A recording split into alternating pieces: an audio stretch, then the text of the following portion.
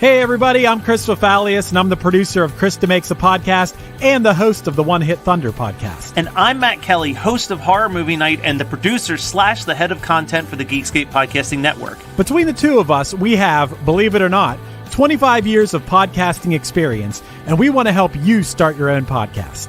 We know podcasting, and we want to share that knowledge with you. So whether you're new to podcasting or you want some feedback on your currently active podcast, we want to help. Or perhaps you're just overwhelmed with all of the editing work. Well, we can help you with that also. You can contact us at info@weknowpodcasting.com for more information.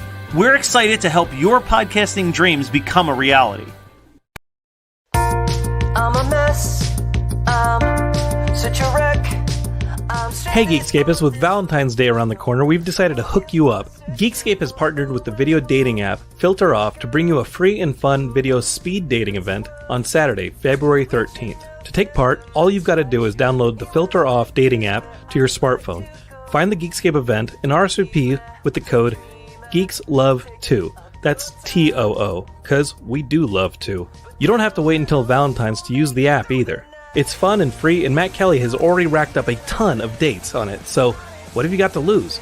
Download Filter Off, and we'll see you on February 13th. Geekscape forever.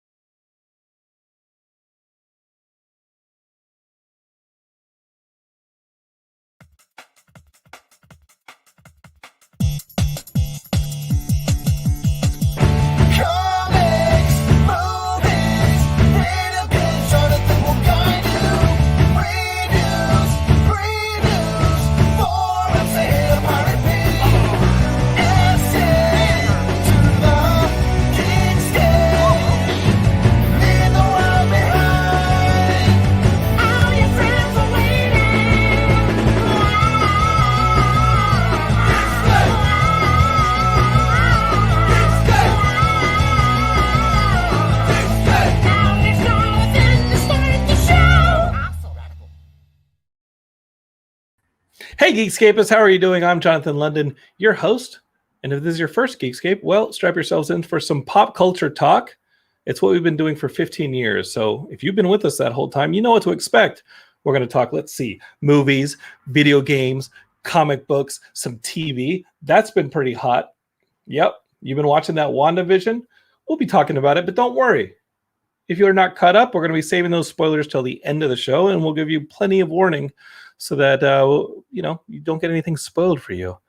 But really, what are you doing on the internet if you don't want things spoiled for you, right? It's rampant out there. If you're a podcast listener, well, welcome. You know you can watch the show live on Facebook, on the Twitch, on the YouTube, and for those three of you who have Periscope, that's an option. But you know what? I love my bread and butter podcast listeners. Those of you who've been subscribing to the podcast, thank you so much. Share it with your friends right now. You're probably listening to this podcast and be like, hey, my buddy, he would like this. Let me go and hit that share button and send it over to Ted. You know, maybe he's your friend on Facebook. If he is, tell him to join the Geekscape Forever Facebook group. We talk a lot of fun stuff on there. And if Ted needs a friend, wants to start dating, Valentine's Day is coming up this week, and we have a Filter Off event going on, but he's going to need the Filter Off app. Just download it, join it. I don't know. Matt Kelly figured it out. You can do it. And we got the event on Saturday where it's like a speed dating thing. I don't know how it works, but you swipe and then you speed date and I don't know. But it was in the ad. You know it. Also, there's a little company that our friends Matt Kelly and Chris Fafalios, two podcasters here on the Geekscape Network, started called We Know Podcasting. And they figured it out. And they can help you figure it out. Did I figure out that sentence? Not really. Matt Kelly is in the comments and he says, please, dear God, check out We Know Podcasting. Really, I don't want Matt being on the street. Okay. So please, if you're thinking about starting a podcast, start one with Matt. He needs it. And he's kind of day to day for now. So we'll see. Maybe he'll be on that speed dating event this Saturday, kind of tub thumping for his new project. Let's see what's going on here. Bolt T says, I should have read the description before now. I'm only on episode 3 of WandaVision. I love spoilers, though, so I guess I'm sticking around for some today. Bolt T, you don't have to. I'm going to save all spoilers till the end of the show. But we will be talking about things like the new Falcon Winter Soldier trailer that was on the Super Bowl. I didn't watch the Super Bowl. I'm not against the sports ball. I definitely watch basketball. But I did not watch the Super Bowl. And yeah, let's see what else is going on. Yeah, there's nothing else in the comments. So sorry, podcast listeners. I know I said you're my bread and butter, and then I became a slave to some of the video comments, and that's not fair to you. You've been with me for 15 years. I love y'all. I will never stray again. Just kidding. I actually wanted to ask y'all, are you enjoying the live shows? Are you enjoying the streaming? Because we're getting close to a year of doing the streaming stuff, and I really like it. I like the live interactions with y'all. But it's a different show, definitely. It gives me a different energy. It gives y'all a different interaction. You want me to just go back to straight podcasting where I sit down with somebody and I put it up later? Or do y'all want to be part of the show like you've been for the last year? I kind of like it. We'll find out. But let me know for sure. That is something that you should definitely Facebook or email me and tell me. Jonathan, keep the live element or get rid of it. You're too distracted. You're talking about stuff like the comments section and Matt Kelly's mental health. Let's be clear. I've always been talking about Matt Kelly's mental health. Speaking of my mental health, I hope you're taking care of yours. But there's somebody who keeps me in check here. I added her as co-host. Really just so the show would be funny for once.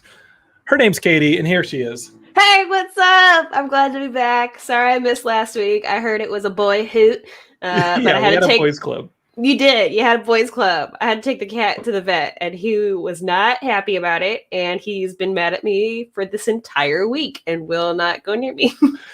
Do cats have that long a memory where they're like, you're the one who took me to the doctor and they stuck a thermometer in my butt? Like, is that something a cat really does? Yes. I swear to God, yes. Okay, so our cat this is like his third home, so he has vengeance issues. But yeah, no, so his last owner, we were supposed to babysit him for like a week, and then that was like 2 years ago. So we officially adopted him a year ago. Anyway, long story short, he's the sweetest bubba in the whole land, and I love him so much. But whenever his old dad comes and visits, he'll give him the cold shoulder. He'll go hide. He won't. He's pissed that he left. He's pissed that he left it. He left him there. Yeah. No, and it's kind of crazy. So why did he leave him? It was an issue with his. I don't want to go into it because I don't really know it, but like he was having some issues with his wife, and like his wife couldn't have the cats around because there was 2 cats, by the way.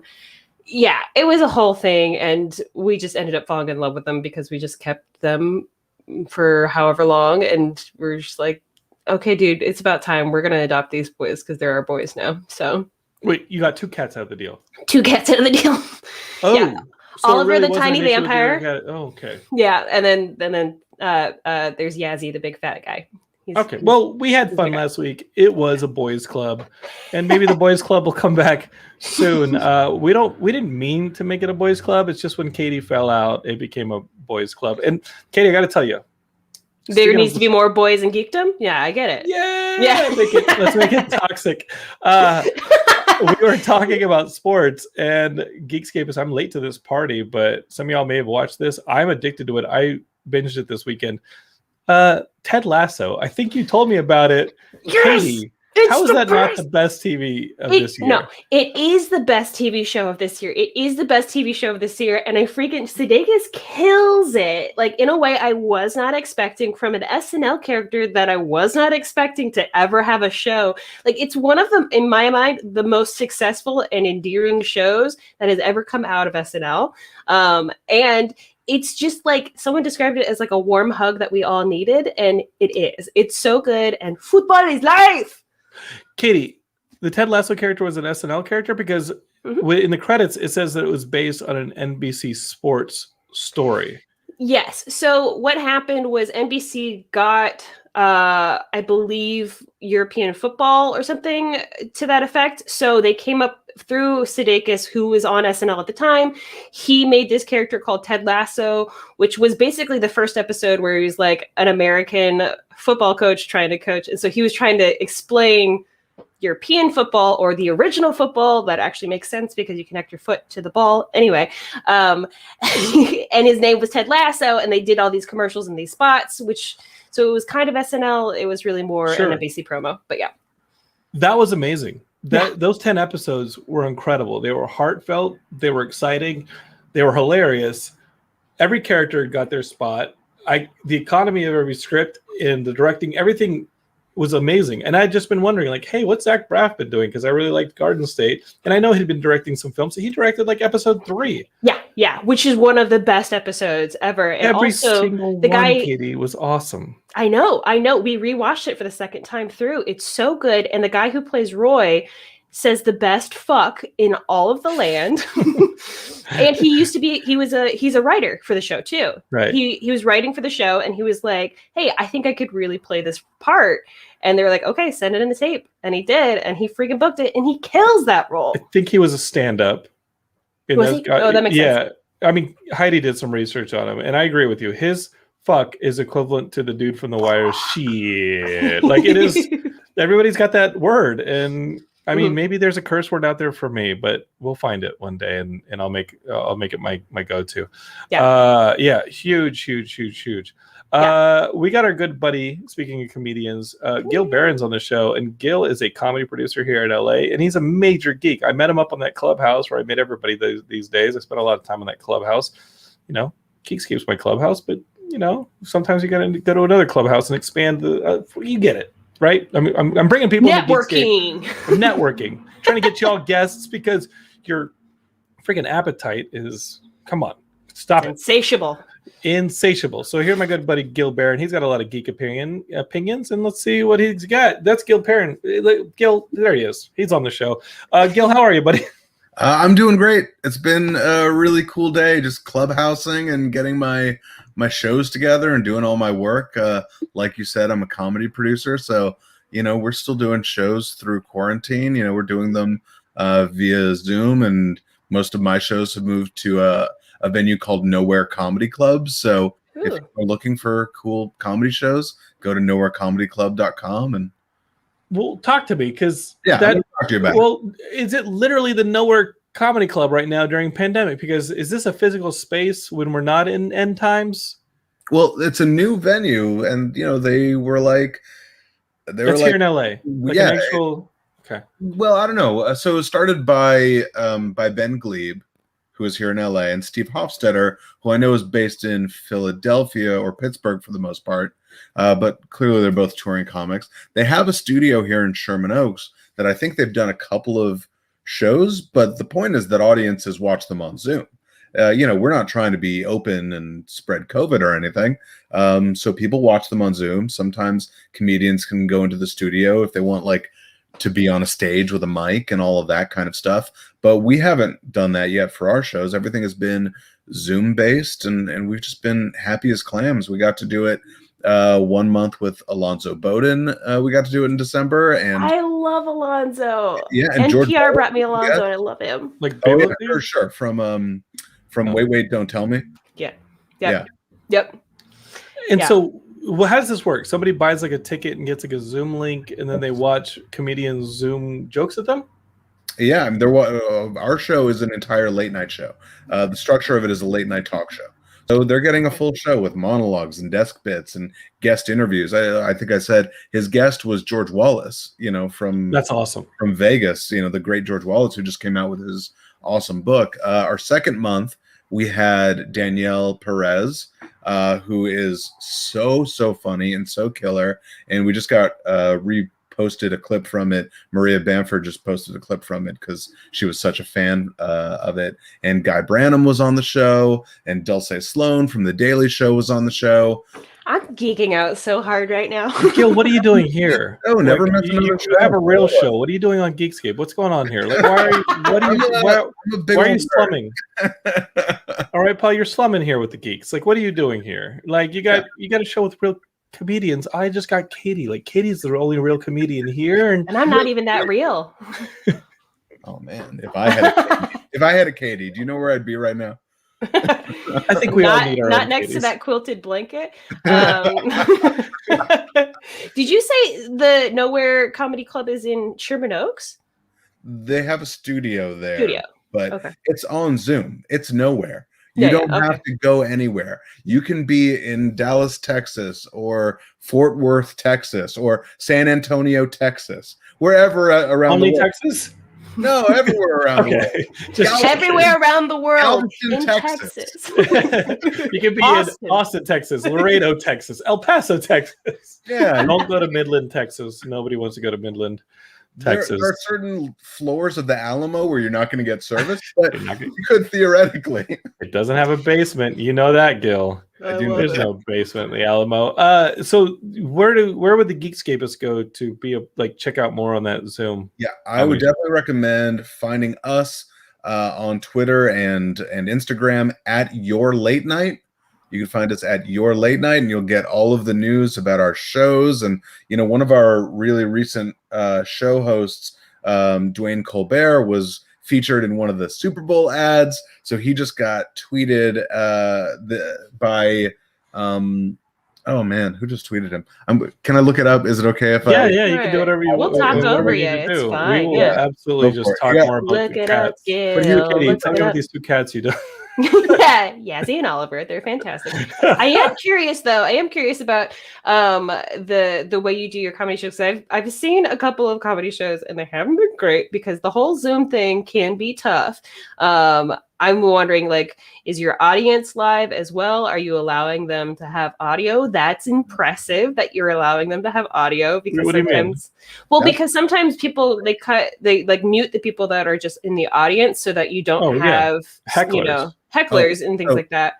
Elizabeth Banks and Jay Duplass were having a Twitter conversation about my buddy Dwayne Colbert, who was the husband in that Alexa ad. Oh yeah. So he was the husband in that Alexa ad where the Alexa grew a body and he was a jealous husband. But Jay Duplass and Elizabeth Banks were having a Twitter convo about how great an actor he is, and he just won an Emmy for a Funny or Die video he wrote, and he hosted our 50th episode back in, I guess it was September. So we've just been on cloud 9 today with all of our hosts getting cool industry attention. But yeah, you should host right. one of these shows. Maybe it's just maybe that's the corner you need right there. If you just turn that corner, Katie, maybe just host the show, or the studio's not far from your home right now. Just hang outside. Hang outside, and when myself, but that's very close to where I live. Yeah, just randomly hang outside of studios here in Sherman Oaks. And when people show up, pull a knife or something and be like, "Hey, I want to host the show." Sooner or later, you're going to find the right one. Jonathan, remember, I'm 6 foot tall. I don't have to pull anything out but my face on top of my body. People get scared when I just walk. Holy shit, it's the girl from Game of Thrones. That's exactly what they put in that pilot. They were like, we want you to look like Brienne of Tarth. I was like, done. I am into it. Oh, no, I meant Mother of Dragons. Oh, yeah. No, totally Daenerys. Yeah, sure. I would step on her. Well, you have the eyebrows for it. I do, yeah. You got Daenerys eyebrows. Thanks, man. Full and darker than the hair. I think we've talked about it on Geekscape, but when we are post-pandemic, I want to do some Geekscape lives, similar to the kind of show that Gil does successfully, but we probably won't. And I was thinking of calling it the Geekscape Super Spread the Love events. Where we just get live, we spread the love, and an audience. We just do it. We just say, "Hey, come on and give us a big hug." It's post-pandemic, and let's kisses share, for all. Let's share saliva. Let's get real sloppy up in this. When you were doing live shows, did you also do any live streams along with doing the live shows? We really didn't. We were based at the Pack Theater. If you don't know the Pack Theater, I fucking love the Pack. Yeah, they sort of grew out of the community that left IO West and left UCB. Second City, so, yeah. Yeah, and it was just such a homegrown, great environment to be incubated at, and we were really one of their tentpole shows. So we were the people that were filling that theater. And the philosophy there was come to a show. Why would we do Twitch? Why would we live stream this? Why would we Facebook Live this? Because we want people coming to the theater, right, and growing the theater.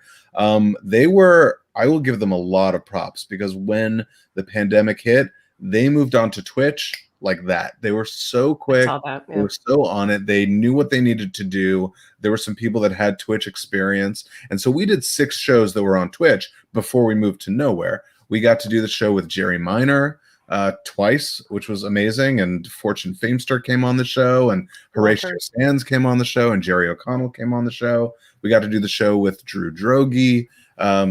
We've just been having a sort of a hot girl pandemic summer.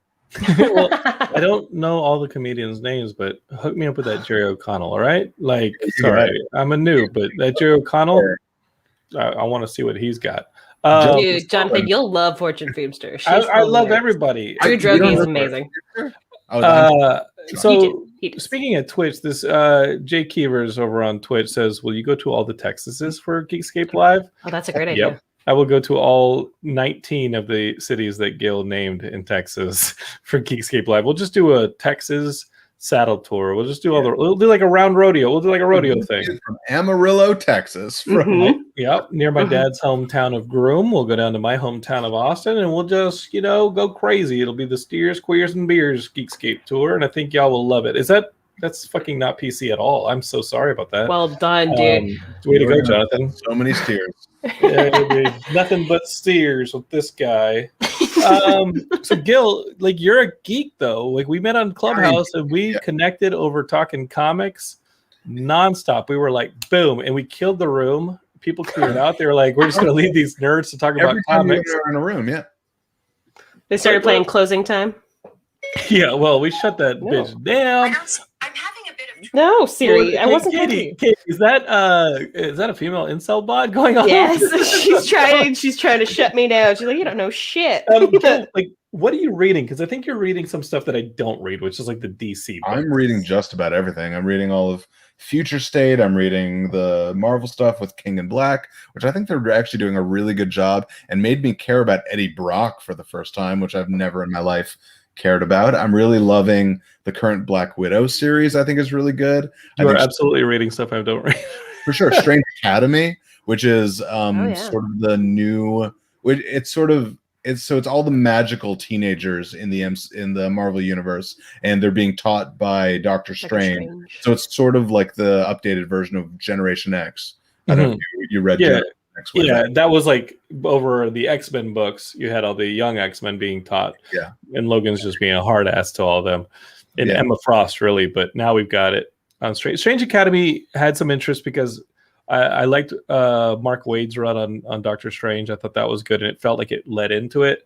I was late on King of Black, and I'll tell you what, it's like the planet of this whole symbiotes thing. Like, think about Spider-Man's symbiote costume. Geekscape, as you know, Venom is the symbiote, and he came from a planet. And Donny Cates, who I think is a writer that I took way too long to jump on the bandwagon of, said, okay, let's trace that back to the planet that the symbiote came from. And now it's a whole race of symbiotes. But now the symbiotes have like a god, and that god has been fucking shit up. And the coolest thing for me that led to that was that Silver Surfer Black series, where the Silver Surfer, like, that was gorgeous. The art was awesome. Oh man.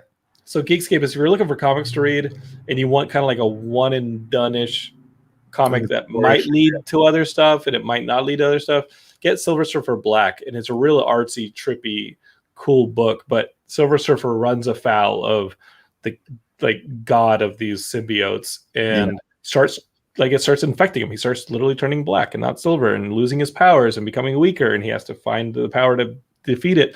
And now Donny Cates is also doing Thor, which is a pretty great book because the old school Thor would like strike his hammer, Mjolnir on the ground, and become Donald Blake, who was like just a surgeon. And it was a doctor with a fucked up leg, right? Yeah, he had a fucked up leg. He was weak. And I remember when, like, the beginning of Thor, back when all the heroes needed alter egos, Donald Blake was Thor's alter ego. And there was even a shout out in the first Chris Hemsworth movie that he steals an outfit and the name tag says Donald Blake. But in the current Marvel universe, you don't need Donald Blake to be an alter ego for Thor. You just have Thor. Mm-hmm. And what's been awesome, Geekscape, is Donny Cates came in and said, okay, let's just justify and figure out what's going on with this Donald Blake thing, and let's clean this up.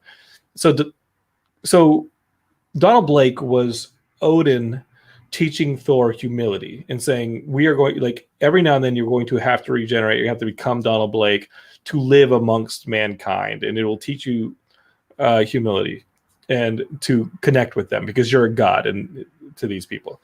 And the twist was that we've discovered is that when he's Thor, the Donald Blake fabrication that Odin created, Donald Blake would go live in some fake world, some fake neighborhood, and Donald Blake would be happy there, and he would only return to our world when he's not Thor, and he would be none the wiser.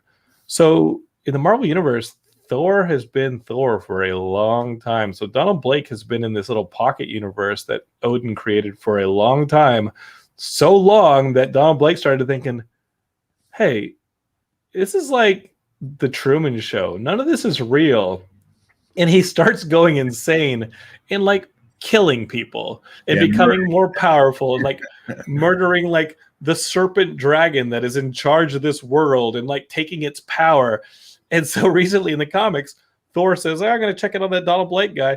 And he hits the hammer. Donald Blake appears and has godlike powers, like whips Loki's ass, whips all the Asgardians' asses, and then says, now it's Thor's job to be stuck in this little pocket universe. I'm going to keep him there. And while I do, I'm going to go and take Asgard for myself and go and check in on Jane Foster and just start making their world hell. And so Donald Blake has turned into this psychotic villain.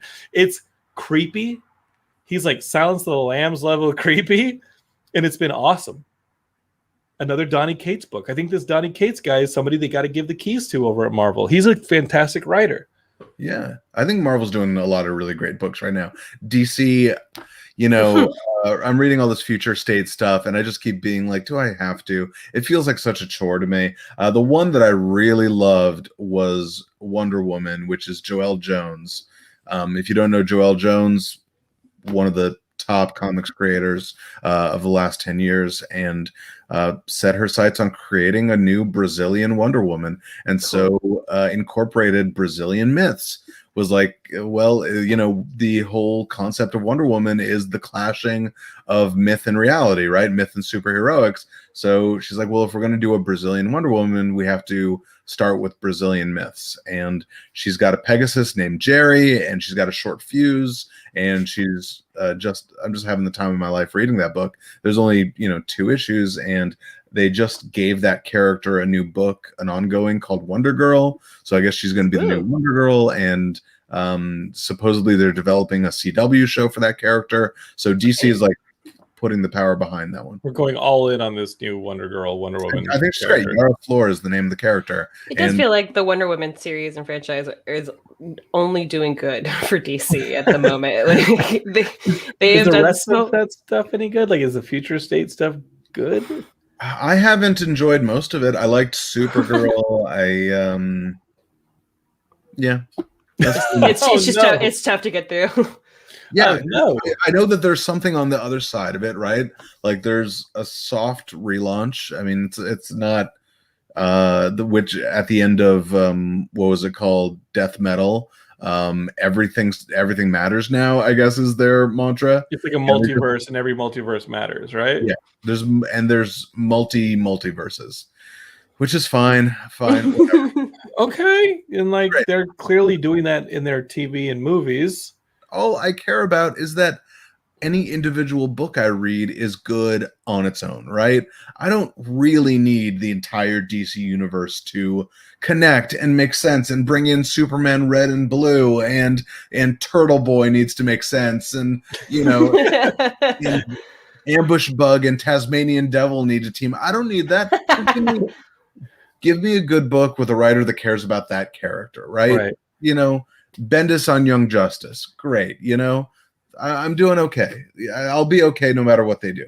And so, and by the way, speaking of Strange Academy, we're talking about, now they're going to be doing Titans Academy. So they're creating a bunch of new teen characters that are now going to be taught by Dick and Donna, which I think is a great concept. I'm excited about that one. Yeah. Yeah, it always seems like DC and Marvel, to a degree, are afraid of moving things forward too far. And the current Spider-Man books and Avengers books, like, I feel like the Avengers books are trying to advance things aggressively, but it doesn't feel like it's fun to me. I'm not a big fan of the Phoenix stuff going on. I like that Jason Aaron is, he sort of looked at that 90s JLA, that Morrison JLA, and he's like, there is no reason the Avengers can't be this. And I agree with him. There was no reason to me why Blade and Ghost Rider and Doctor Strange, Silver Surfer, and a million other characters shouldn't have been in that revolving door of Avengers. The stories are just taking a little long and get around my taste. And I think the Spider-Man stuff, the last Spider-Man storyline, it was just a little too long for my... I was like, okay, you're trying to undo Brand New Day, which we understand it needs some undoing. But, I mean, do we really need, like Mary Jane and Peter to fall in love again somehow or rediscover themselves? Can they just be together already? Like, it's enough. Like, make Peter a 40-year-old man. And I don't say that as a 40-year-old man, that I want to be Peter Parker. And I know that kids still got to buy comics. But Strange Academy and some of these younger comic characters are the way to do it. I mean, they just introduced the twins in WandaVision that become young Avengers, and kids are going to want to find out more about that. Why don't they do it at the comic book store and they find out more Young Avengers comics, and those can be their Avengers? They can be like, oh, Tommy and Billy from WandaVision got me into the Young Avengers. Well, I think that brings us into the MCU, because now we're getting an MCU that has the same problems that comics do, right? Mm-hmm. Where eventually the characters grow and get older, and does it make sense for 40-year-old Chris Pratt, to still be kind of a man-child, right? Right. We got some questions here in the comments. Bolt T asks from YouTube, I heard on another podcast the question, what is the iconic comic for each decade? There are some easy answers and some really tough decades.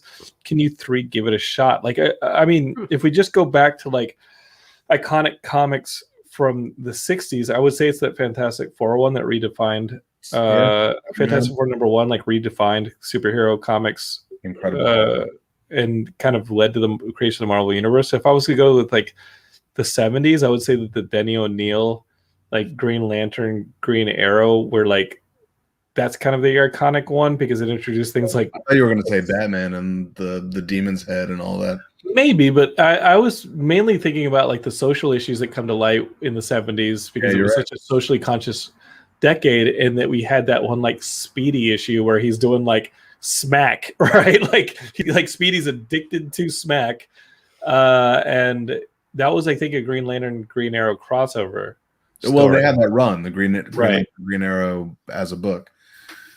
In the 80s, I want to say all new X-Men or Teen Titans. I was going to say New Teen Titans, but I think they're both neck and neck. Yeah, because the all new X-Men was kind of introduced, but that led to like the Dark Phoenix saga. And then you can also say like, no, fuck it, we're gonna say for that one, we're gonna say the Dark Knight Returns, or we're gonna say Frank Miller's Daredevil, Man Without Fear, like where we really got into like the grittiness of all that stuff. But the 80s had their own issues that were represented in Dark Knight Returns, right? With like the Reagan era stuff and the media. That was all. I think Dark Knight Returns did a pretty good job of that. The 90s, I think you got to pick some. I think you got to either. Well, the 90s where stuff starts to go to hell, and if you want to pick an image book, you can pick an image book. I was going to say Spawn. That was. It's probably going to be. Oh Spawn, yeah, no, right? totally, yeah. Spawn is the most 90s character there is, and it's insane that the book is still going. Mm-hmm. Yeah. 2000s. Morrison's X-Men. Morrison's X-Men would be a really good one. I mean, it defined the look in the movies. It did a lot of stuff. I think Morrison's X-Men technically came out in '89, but it did introduce everything into... Maybe one of the Ultimate books would have been the aughts. Ultimate, or the introduction of Miles Morales. But I think you got it. I'm going to go with you with the Morrison's X-Men. That was the one that I think had the most lingering effects. What else was big? I mean... that Avengers the Civil War stuff was in there. What would you say about this last 10 years? The 2010s would be the iconic comic. Kamala Khan. Mm-hmm. I think every generation has its version of Spider-Man, right? Right. And that's such a way to create a comic book character, is start with this Spider-Man template of like, this is a teenager who's having issues, and how is this teenager representative of whatever generation they're in. And I think Kamala Khan really struck a really strong note, in the same way as Miles Morales or even. But it wouldn't be Miles, in your opinion? Has Kamala Khan been stress tested to the level that Miles has, in which from video games to comics to film, that character is a hit? I think reasonable people can disagree. I mean, you were saying that Miles Morales came from the 2000s.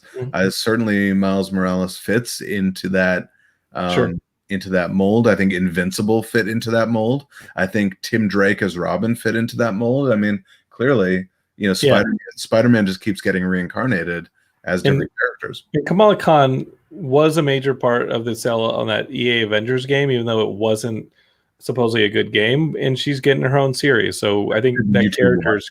That was fun. What's that? I did the YouTube watch through. I watched the Avengers game. Yeah, it was 3 hours. It was great.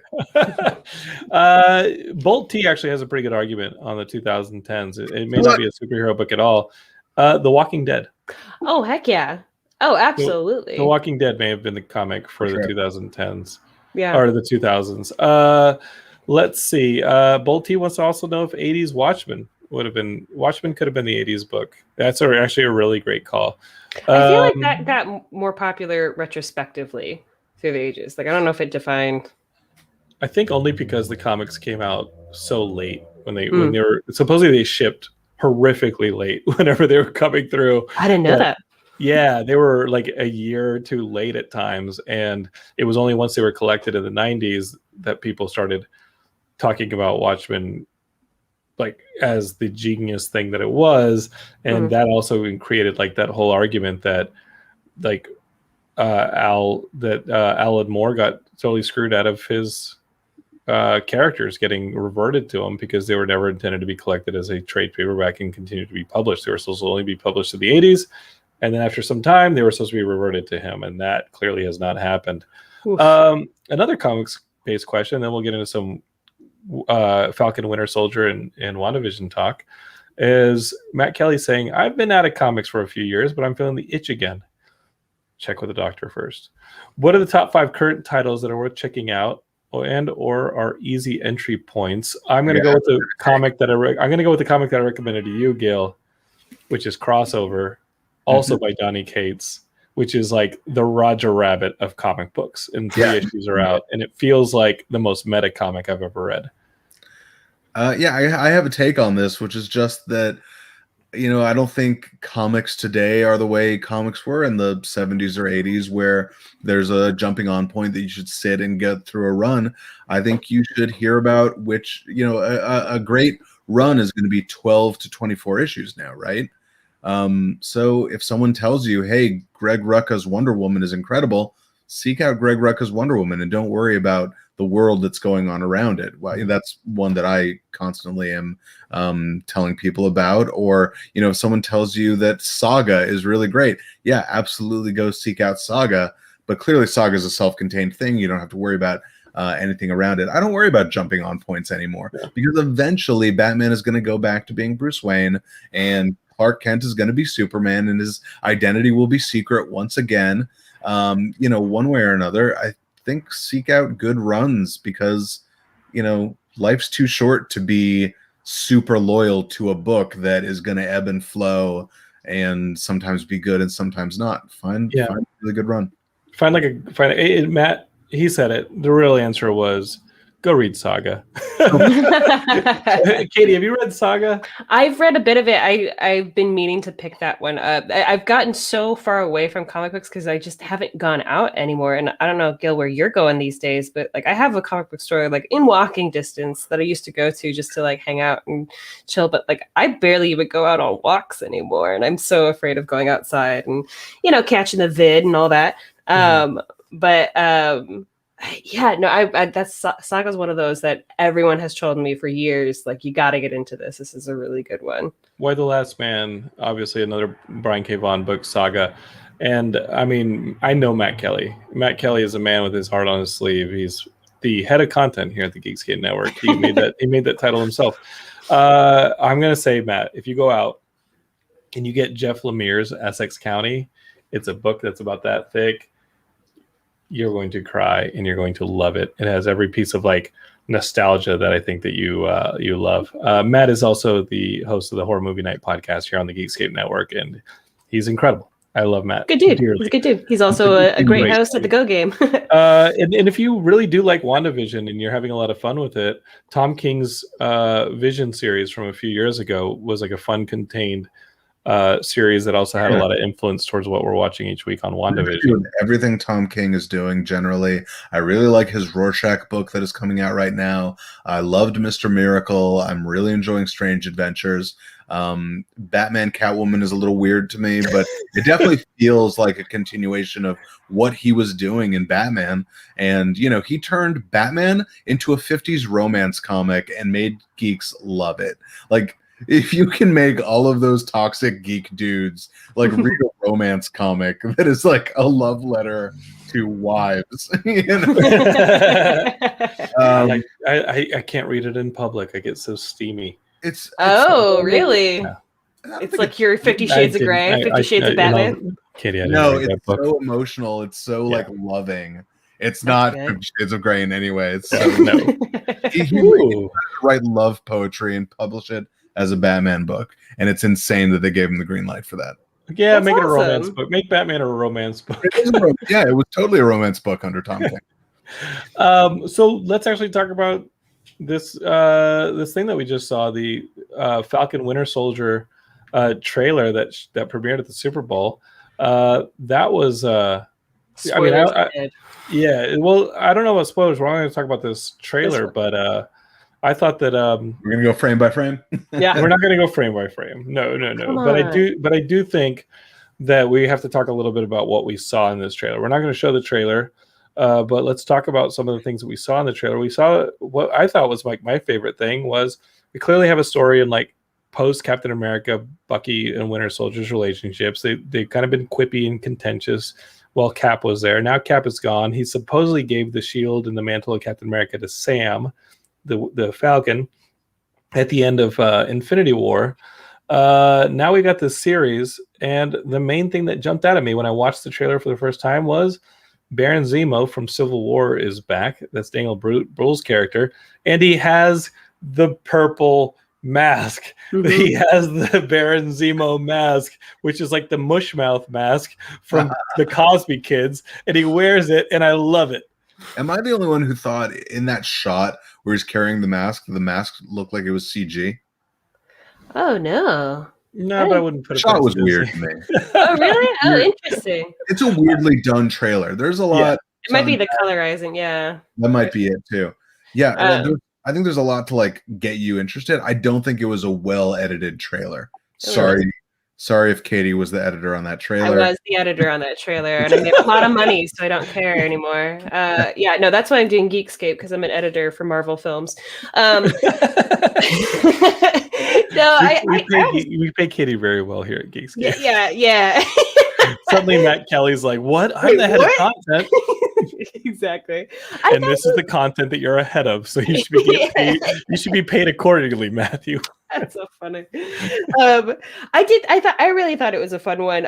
It felt like a buddy cop show that's coming out, and I'm really excited to see, especially how Falcon kind of becomes Captain America or takes on that mantle, because that is huge shoes to fill, but he can absolutely fill it. It's just a question of whether or not he wants to or not. And is Bucky going to let him? Yeah, you know, and like there's that contention too. We saw the return of like Sharon Carter. We've seen her from Civil War. Is she Agent 13 now, or is she Diamondback now? I don't know, but she's Peggy Carter's like grand niece or something from the MCU.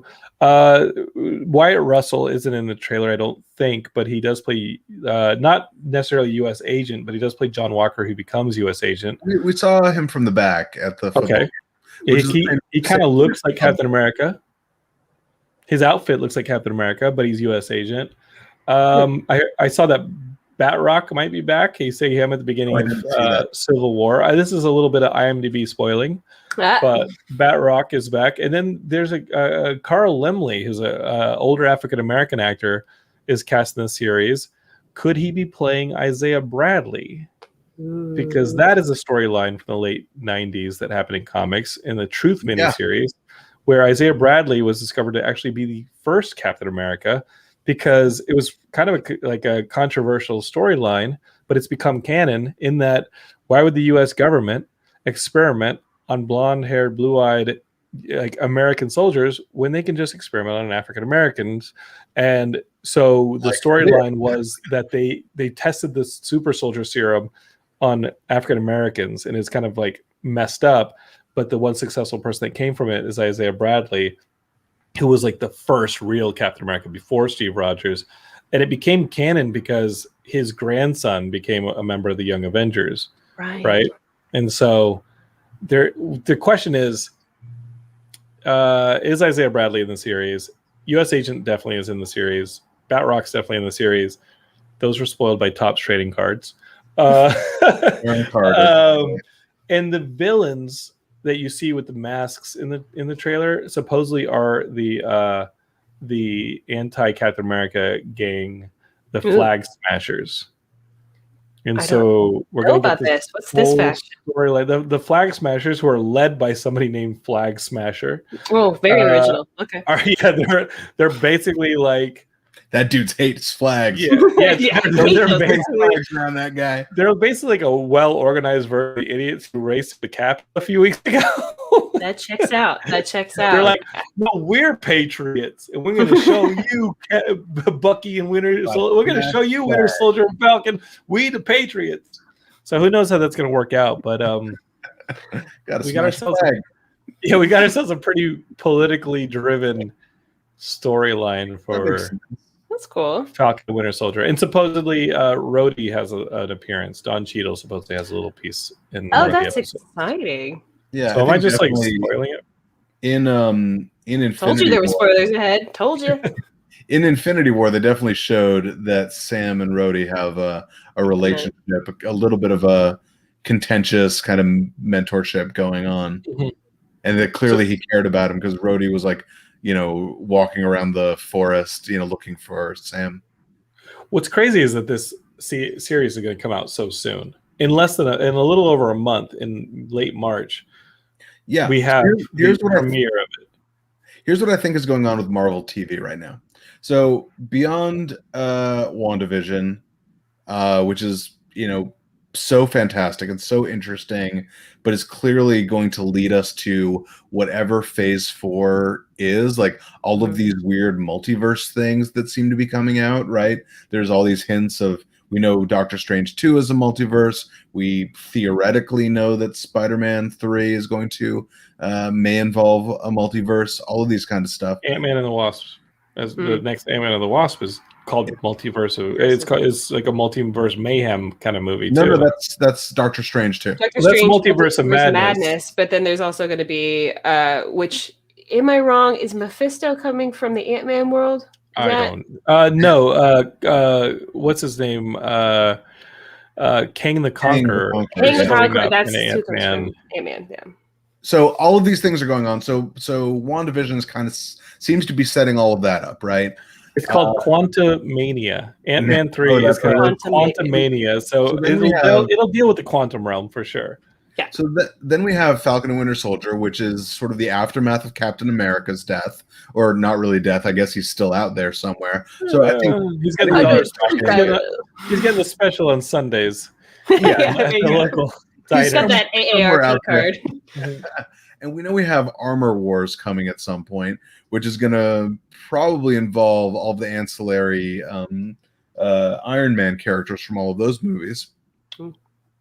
And we have Loki coming out, which is going to be sort of a continuation of the Thor series, sort of beyond what's going on with Love and Thunder. So we have these 3 shows, besides WandaVision, that are specifically continuing franchises from phase 1 and 2, which I think is really interesting. And, even though we don't have Robert Downey Jr. and Chris Evans anymore, it is like pushing those franchises forward, keeping those franchises alive. And, I imagine by the end of Falcon and Winter Soldier that one of them is going to be wearing red, white, and blue. Right. And that's not even saying the previously announced like Kamala Khan series, She-Hulk. Right. We have Hawkeye going to a new Hawkeye. We have She-Hulk. We have all sorts of cool Moon Knight. And if you've seen the Loki trailer, Jim Pelgrinelli has a great question. Do you think that Loki's going to end up involving the Living Tribunal? It does seem like he is going to be under some kind of trial for what he's done. At least from the trailer that I could tell, Loki's going to be brought up on charges or something. Right. He's definitely captive. So who knows? It's fascinating since he just escaped captivity. Well, it's a different Loki, just like Gamora is a different Gamora. Right, exactly. I hate it. Sorry. You hate it? You hate it? I'm a huge Star Trek nerd. I love an alternate universe story, but I think a good alternate universe story is when our character that we know is trying to escape an alternate universe, because an alternate universe is the scariest place I can think of being, right? Imagine being in a universe where your parents aren't your parents, your closest friends aren't your closest friends. You have to get back home. When the entire basis of the story is people can kind of like freely move between universes, I can't imagine getting into it. There are Geekscapists listening right now being like, yeah, no, that alternate universe actually sounds pretty tight. I hate it. So you're not a fan. I'd like to redo my relationship with my parents. Let's do it. Yeah, right. You're not a fan of Lieutenant Tasha Yar just being a captain somewhere off in another universe. I want to see that story, but I don't want it to be my main story. Look, I love what's her face, Sela as a character. I think here's to bring it back to Star Trek, which I always will do. Welcome to Geekscape, pal. Welcome to Geekscape. I think Nemesis should have been, instead of a clone of Picard, I think it should have been Sela. I think that would have made that a much more meaningful movie because we know that character already. It would have been, they were trying to remake Wrath of Khan. This actually would have done that. I'm just saying. Anyway. I'll have to sit on that one for a little while. Yeah. Take that in. Repeat it back to me. Let me know how you feel about it. Okay. All right. Yeah, I just generally, multiverses don't matter to me. Alternate timelines don't matter to me. I just don't think. It doesn't. Like, I mean, it cracks open so many different possibilities and bringing characters back that we haven't seen in so long. And also, I mean, the new Spider-Man stuff with everybody who's been rumored to be seen on this new Spider-Man set. Like, they already have my money, but I don't care. Okay. I do really. They already have my money. They already have it. I'm sorry, but I don't care about seeing a live action version of Spider-Verse. Spider-Verse somehow worked, but again, that was a story about all these characters trying to get home. Right. True. And you don't think that it'll be fun to see Andrew Garfield go back home? I don't know. That's what we're always saying. I imagine there are 3 fans of the Andrew Garfield movies. I liked it. I liked the first one. I mean, especially as compared. That was Gil Baron, everybody, and I'm kidding, Gil. I'm not gonna kick off for liking the Amazing Spider-Man movies. You heard it here first. Gil absolutely hates Tobey Maguire. I really do. How dare you, sir? He's gonna do our Doctor Strange movie. This Doctor Strange movie is gonna be good. I mean, not that you hate Sam Raimi. I don't hate Sam Raimi. I don't hate anybody. I didn't like those Spider-Man movies. I just thought they were a little too cheeseball. I thought the cinematography was a little too buttery, too glowy. That's Gil Baron, everybody. Welcome to I'm Amazing. Kidding. No, I'm kidding. But I'm here to make a splash. I want people to remember me as a guest on Geekscape. When are you bringing back that asshole? Yeah. No, we love that guy with all the bad opinions. Look. Oh, I love it. I love it. He's great. He's great. Love to hate. Geekscape he's a great guest. Gil is a great guest because he's as opinionated as you are. It's awesome. You need to do the hypnosis wheel when you say that there, Jonathan. You gotta get that little spinning thing. I just figure if everybody who's a guest agrees with me, they're probably as dumb as me, and I can just do the show by myself. Clearly, I do not want to do that. That would be awful. I might as well just start like a Twitch stream if I want to be like talking by myself. Hey, yeah, no offense.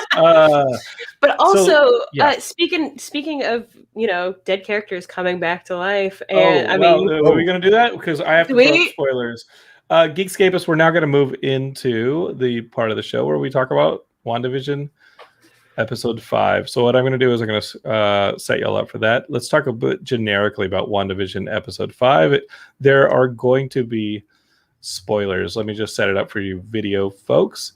The WandaVision episode 5 happened. It was enjoyable. How do we leave things with episode 4 if you want to give us a little quick recap? Katie or Gil. By the end of that, episode Or 4 blew was my really mind. I'm trying to episode remember 4 what was really like the MCU heavy episode that was like, this is what's going on outside of the town with Wanda, and we got to see a lot of MCU characters come together. We got to see the opening where we see the return of the people from the blip. I cried. I thought that was so well done. That was cool. It was cool to see the return of people from the blip that we hadn't seen before, and they called it the blip. Mm-hmm.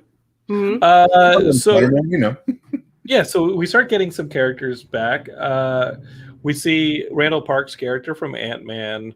We see Darcy from the Thor films.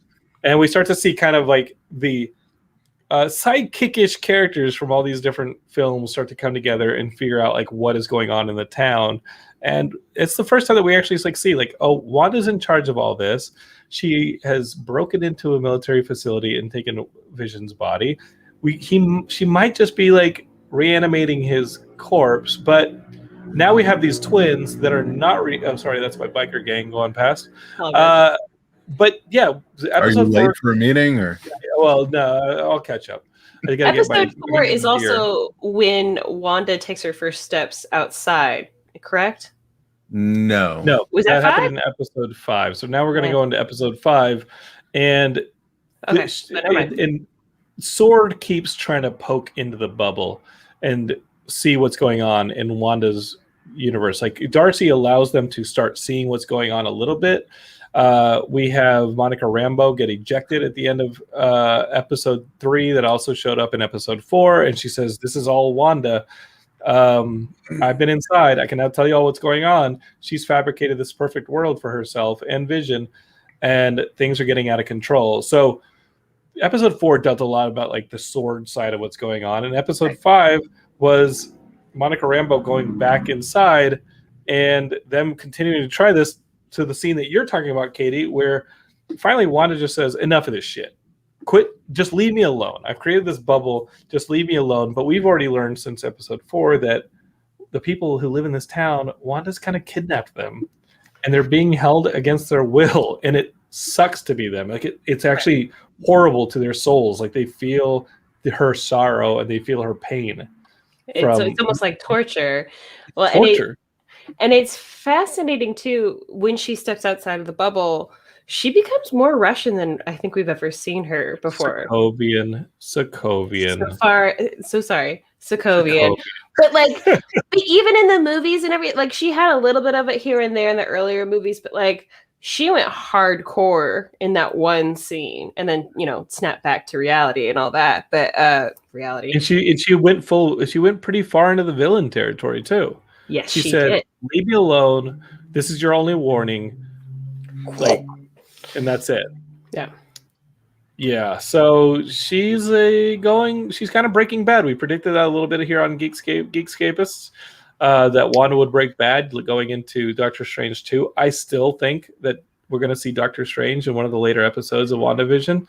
I think there's potential. It does seem like there is at least one other force working though, because she doesn't remember how it started. Right. So we theoretically have Agatha Harkness. Everybody online seems to be predicting Mephisto because, of course, the twins and the comic book history. Who is Agatha Harkness? I know the neighbor is named Agatha. Can you tell the audience who Agatha? Catherine Hahn is Agnes, which there's a lot of theories going on that Agatha Harkness is Agnes. It's just like a shortened version of that. And Gil, who is she in the comics? So in the comics, she is sort of a mentor to Wanda. She babysits the children. That would be Pietro and Wanda. Her children. No. Billy and Tommy. Tommy. Yeah. And she's in like Mount Wundagore or whatever the heck that mountain is. Right. And she's a witch. She's a sorceress. So she's an interesting character. Now she's teaching at Strange Academy. Okay. So that's Agatha Harkness in the comics, not necessarily Agnes. Jim Pellegrinelli has a theory that says, I can't be the only one thinking that Agnes killed Sparky to manipulate Wanda. Justice for Sparky. Doing a lot of stuff. Sparky's the dog, right? Yes. Yeah. Okay. But we know that here's why I think Vision is just a reanimated puppeteered corpse that is going to start getting away from Wanda's control, because Wanda can't bring back dead things, and obviously Vision, being a synthezoid, like, is somewhere in an in-between world. But Wanda could not bring back Pietro because he was killed at the end of Age of Ultron. She couldn't bring back Sparky, and she arguably can't bring back Vision. We saw her break into a facility in the footage from this episode, and she got Vision's corpse, his body parts from where he was killed, and when he had the stone removed from his head. Was he downloaded into the Wakanda supercomputer or not? We don't know. Maybe the stone. At least part of him is, I'm sure. Yeah. So now we have a situation where Wanda has reanimated some form of Vision. That moment in episode 4 where we saw him in the dead face. That was such a great scare. That was such a good moment. I was like, it was a good reaction. Oh. But is she losing control of him? Is he creating his own sentience? Because now he has his whole storyline with his coworker. One of his coworkers woke up this week and said, "Please make it stop. Save me. Make her stop punishing me." And then we don't know if her is Wanda or Agatha or someone else. Why would you wait until episode 6 now to introduce a new character? I don't think it's literally with Wanda. I absolutely think they would do that. Really? Because they're slow rolling this out. Like, Forbes did this great article where they're like, the reason why people aren't liking WandaVision right now is because they don't remember how to watch TV, and you don't remember. I mean, and it's true. We're sitting at home, we're binging everything. We're watching TV. I mean, because like think about when we were in the Lost days, and we're like, what the fuck does a polar bear mean? And we were going crazy over the spoiler, the polar bear meant nothing. I mean, it really didn't. But like, that's also because it was that crew, and like the whole mystery box never amounted to anything. But this is Marvel. They have so much richness that they can pull from that I don't think we're seeing every single piece of this just yet. You don't think Wanda's just the villain, and the last 3-4 episodes are trying to figure out how to free these people and set things straight? I absolutely think she's part of it. I do think she is Breaking Bad a bit. I think she's definitely, but I think there is one other element that we still don't fully know yet. And what that is, whether it's Agatha Harkness, whether it's Mephisto, I swear, you heard it here first. I think there's one other thing happening. I think it's weird that they would introduce a super big bad like Mephisto this way. Why wouldn't why would they introduce it this early? Like, what did they have, 9 episodes? Why would you introduce it now and it's going to take you 2 hours to fight that person? I think, why not? That's why I think it's Wanda. Why not wait until the next episode? But think about what Monica Rambeau was saying when she was like, it is all Wanda, it's all Wanda, but she stopped it from going further. She's like, she had that foresight of like, there is still good in her and that she could have made it go further, but she didn't. She stopped it. So I think that's part of it where everyone like, yeah, Wanda is definitely the core of this, but there is a good side of her that like is stopping this from it reaching in the entire world. Jim Pogranelli asks off of Facebook, who is Agent Woo's missing person? Remember, Jimmy Woo went there looking for Jimmy. They have a missing person. We don't know who the missing person is. Is that why Wanda came to Westview?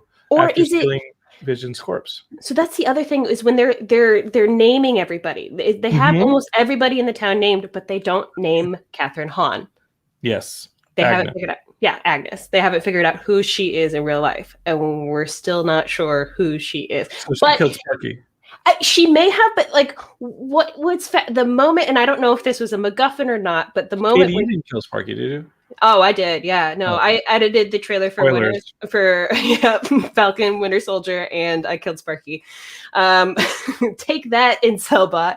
But the moment that kind of like struck me as interesting was when Catherine Hahn was like, "Do you want me to take that again?"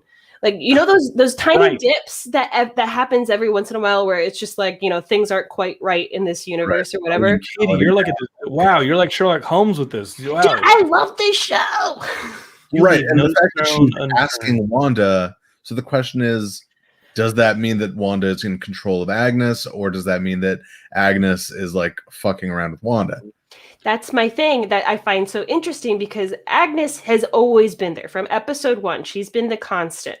And she's been the one that has also been a blind eye to some of the crazy things, like the kids growing up in front of her, or God, the Catherine's magic. amazing, isn't she? She's so good. She's so underrated. So let's talk about that big moment at the end where Wanda gets a knock on the door. She goes to answer the door, and it's nobody but her dead brother Pietro, but not from the MCU universe, from the Fox X-Men universe. It's the Bryan Singer Pietro, and he walks in, and he's playing the role of the 70s, 80s funny character. But it's Pietro. He got recast. I want to get a nice, if I could save time in a bottle montage. That's all I want. You want him running around the room and slow. Yeah. I think this is awesome. Like Evan Peters coming back is like, first off, I always thought that Pietro was killed off too quickly in Joss Whedon's Age of Ultron. I think a lot of geeks think that, and we've been looking for ways for Pietro to come back. Having Wanda possibly pull him out of a universe in which he's still alive, and that would be the Bryan Singer X-Men universe, is awesome. Like, is it? I think it's cool. Now we got Evan Peters and Quicksilver in the MCU. I think it's cool. And it opens the door for all those X-Men to come over and make Gil mad. We know Deadpool's coming. We know Deadpool 3 is going to have some publicity to it. Honestly, that, like, if Doctor Strange shows up, that's cool. If Deadpool shows up and explains don't get your hopes up. I know I'm gonna get my hopes up and I'm gonna be dashed across the rocks reality. Kitty, that ain't gonna happen. I know it's not, but I would love it. Okay, that's like being like if we cut to an exterior and Galactus's footsteps on the house, like it's just not gonna happen. All right, let's just cross that off the list. Deadpool's not showing up, but we already have Quicksilver showing up, and maybe he's gonna stay as the MCU Quicksilver. Why do you hate it, Gil? And why in hating multiverses do you now hate comics and by extension hate all geek things? Show me on the doll why you hate comics and why you by extension hate multiverses. Look, I told you why I don't like multiverses. I just think it takes away all of the stakes from whatever story you're telling. I am a huge X-Men fan. I want Marvel to do the X-Men right, and if they adopt the Fox X-Men, you are now beholden to all of that continuity, right? Sure. Maybe this is the only one. Maybe it's right. This and Deadpool, because Deadpool's like Ryan Reynolds' Deadpool's clearly coming over. We know that Deadpool is happening, right? But we know that that's a meta thing anyway, so there's going to be a lot of commentary about it. Yeah, look, I really want to see the MCU figure out how to do X-Men. I want to see X-Men from the beginning. I want to see those original 5 as teenagers, and I want to see. You know they're going to throw Wolverine in there because he's. But it is interesting to think of like. But they'll make me like it. That's the right. They will make me goddamn like it. Can the X-Men exist in this generation? Like, I feel like the X-Men kind of have to exist in like the 80s or earlier. Like. The other thing just feels like it doesn't quite fit in this world, in this universe. I don't know. There's still racism. There's still sexism. Oh, absolutely. There's still phobia here, and that means the X-Men are pertinent. Anti-Asian violence is going on right now. It's on the rise, right? Yep. We know we have a huge rise. So make Sunspot the number 1 X-Men character. Make him the don't make Sunspot. Make Armor the number 1 X-Men character. Yeah, and I would love to see them. X-Men characters. I would love to see them sort of pop the allegory of the X-Men and let Charles and Eric both be black. I think that would be really cool. I think I think someone was talking about Denzel Washington as Magneto. Like I would die. I would love that. Oh my god, that'd be amazing. Thank you.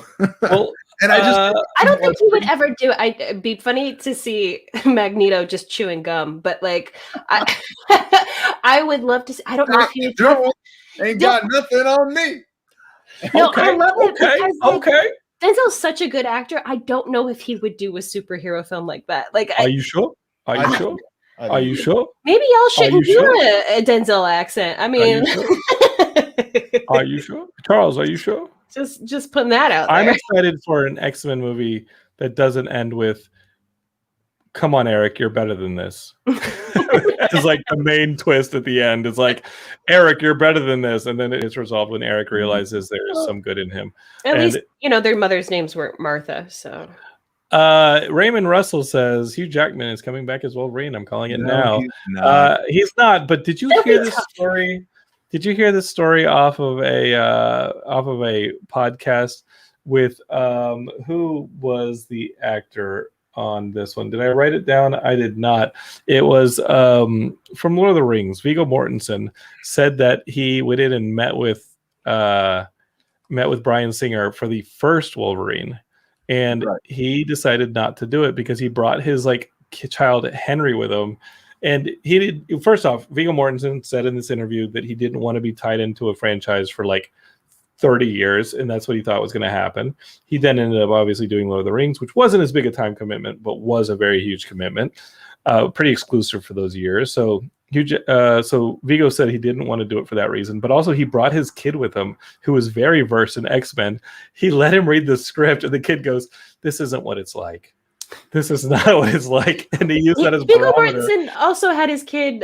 He told him to read Lord of the Rings. He's like, "You should absolutely do Lord of the Rings. This is going to be great." And he read Lord of the Rings on the plane to go shoot the movie. Yeah, so, that kid let him do Green Book. Come on.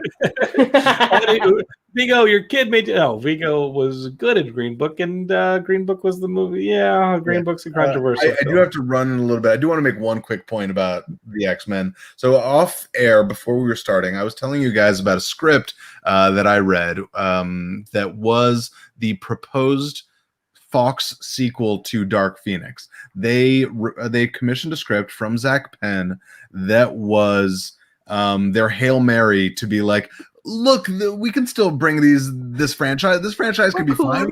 Just merge the universes. You have Wanda; she can merge the universes. You can do that. And you called this the X-Men Vanilla Sky script? That's literally what it's. Is it really what it's called? It's called X-Men Vanilla Sky. It's code name. The code name for Dark Phoenix was Smells Like Teen Spirit, and then the code name for this one was Smells Like Vanilla Sky. Oh boy! Oh boy! Oh boy! Ooh. Yeah, it's okay. So that's the worst part about it. Read the script? What?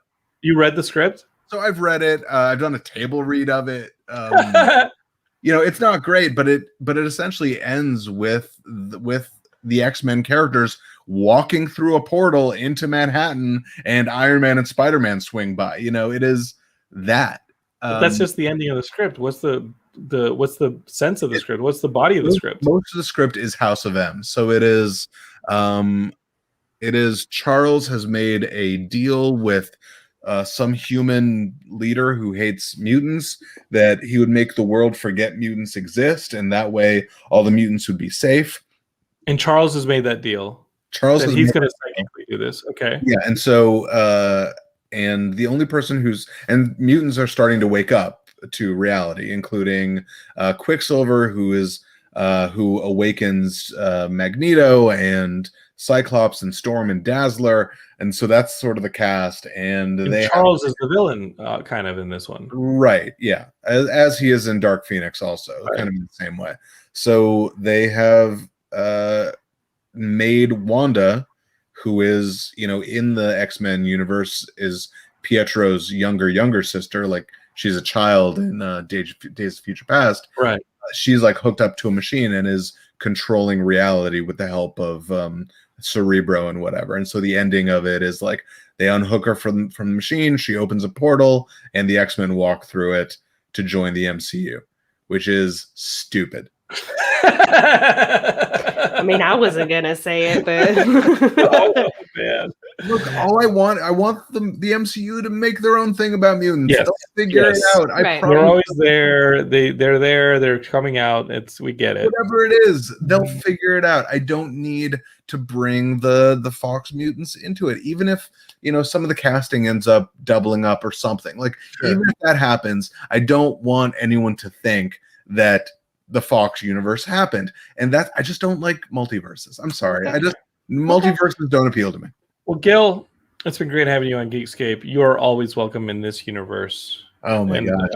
On Geekscape, have you enjoyed your Geekscape? Have you enjoyed your time in the Geekscape? Me and my grandmother quilt have loved it. Well, podcast listeners, if you want to check out the Grandma Quilt, you can go watch this episode on Facebook or on YouTube. It'll be up there for posterity, or go check it out on our Twitch channel. We're always on Geekscape TV. Those, I think, are the URLs for them. Or if you're on Facebook, go to Geekscape, search for it. You'll either find the Geekscape page or the Geekscape Forever Club. We want you to join both because we love you, and there's a ton more Geekscape coming down the pipe. Pipe. Well, you get it. Katie Elsa Esser, you can find her over on anywhere, really. She's on this Twitch. She's on the Twitter. She's at L Sassy Pants. And our good friend Gil Baron, who I think is now going to be a Geekscape mainstay. Can be found at Love it. GJ Baron. If you go to GJ Baron on any of the social medias, you can find him. He and I became good friends and fast friends on Clubhouse. And I'm Jonathan London. This is Geekscape. Find us on all the social medias. And good luck this weekend with the dating on the Filter Off dating app. And yeah, if you enjoyed your Geekscape, tell your friends about us. And would love to have them here. So for Katie, Gil, and I, Geekscape forever. We love you, and peace.